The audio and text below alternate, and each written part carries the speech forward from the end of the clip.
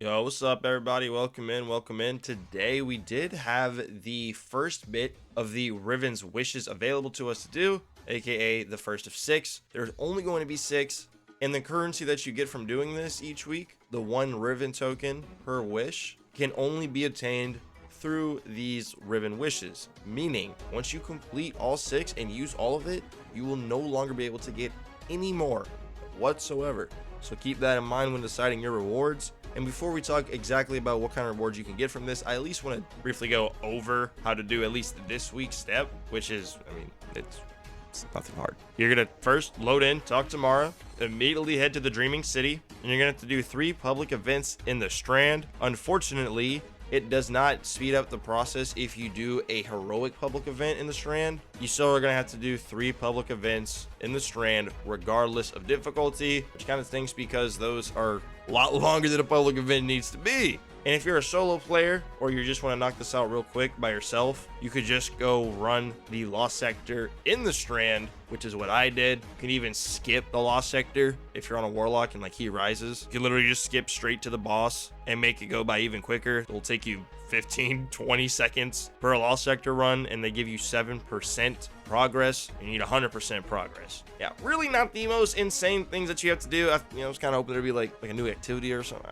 That was a bit of a pipe dream. That was a long shot. All of this together will literally take you no more than an hour, even if you're playing solo like I was in the gameplay. And whenever you complete that, you will be able to actually go ahead, talk to Mara, and redeem it for a reward. Now, I'll be real. Some of these rewards are actually not too bad. The first note, you're going to basically be guaranteed a Last Wish raid weapon with a red border. If you are a newer player or you're just someone who doesn't raid that often and you still do not have your crafted Apex Predator, dude, I would hard commit to the Apex Predator until you get that weapons pattern, dude. Even if you have 0 out of 5, because there's 6 of these in total, you will be able to go from 0 to a full pattern and not step foot in Last Wish if you really just don't like raiding for, whatever it may be. The Apex Predator is the best rocket launcher in the game. You should really get your hands on that weapons pattern one way or another. This is a perfect way to get it without even having to actually do the raid itself. So there you go. You then have some exotics available. The main really good exotics that you can actually decrypt straight into with your wish tokens are going to be the Pyro Gale gauntlets for the Titan. Really, really good. Just turns your super into a one-off, which is awesome. Does some good damage as well. Honestly, the Hunter ones, they're all kind of mid. The Warlock does have the Cenotaph mask available, which is arguably top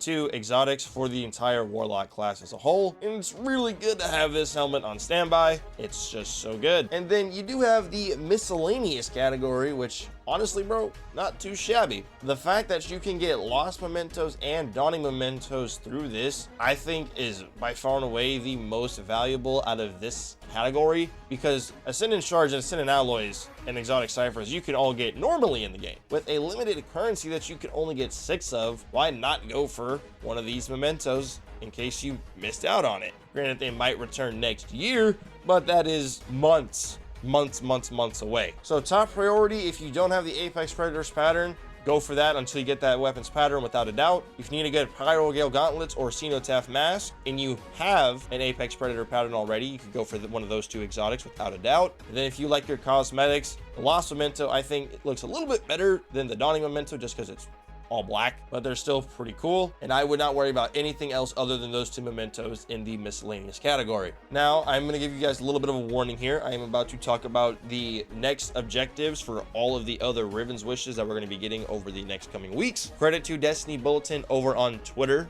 as this is where I'm getting the information from. Obviously, we have the week 1, which is what we just went over earlier. Week 2 is 7 Ascendant chests. I'd imagine that would probably be either ones that you have to use a tincture to go up and climb and get, or inside of an Ascendant challenge. Week 3, 1600 combatants in Legend and Master Lost sectors. Be really funny if on that Tuesday, the Legend Lost sector isn't even on the Dreaming City. That'd be really funny. Week 4, Tier 3 Blindwell, 1500 targets in Blindwell. That one's gonna stink because it's Blindwell.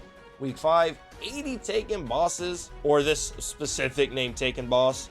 And then week 6, complete the prophecy dungeon. We'll see if you can just defeat the final boss and skip the entire dungeon whenever that drops. Other than that though, bro, that is literally all you need to know about the Riven's wishes. Kind of hoping there'd be a little bit more going on, but I mean, hey, Something is better than nothing, right? Remember, if you ever want to get your games in DLC for a cheaper price, you make sure to head over to Instant Gaming, top link in the description, along with their free monthly game giveaway that they do every single month. Thank you so much for watching the video. Hope you guys enjoyed. I'm going to leave a link to the Pal World video that we did yesterday at the end of this one, in case you like Pal World. You know what I'm saying? You know what I'm saying? Put some work on that video. I'll catch y'all later, though. Adios.